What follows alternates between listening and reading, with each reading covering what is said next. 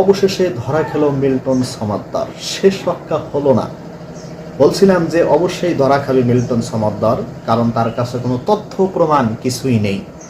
অবশ্যই ভিডিওটি শেষ পর্যন্ত দেখবেন। চ্যানেল নতুন হয়ে থাকলে সাবস্ক্রাইব করবেন আর একটি লাইক দিবেন। দর্শক, এই মিল্টন সমাদ্দার তিনি রাস্তায় থেকে মানুষকে তুলে এনে মানবিকতার কাজ করেছে এবং এই মানবিকতার কাজ করে বিশ্ব মানবাধিকার সংস্থাগুলোর কাছ থেকে হাজার কোটি টাকা নিয়েছে, সাহায্য নিয়েছে এবং বাংলাদেশ থেকে নিয়েছে এবং জাকাতের টাকা পর্যন্ত কালেকশন করেছে। এখানেই ক্ষান্ত নয়, তিনি মানুষের অঙ্গ প্রত্যঙ্গ, চক্ষু, কান, কিডনি পর্যন্ত বিক্রি করে দিয়ে আজ তিনি হাজার কোটি টাকা মালিক হয়েছে।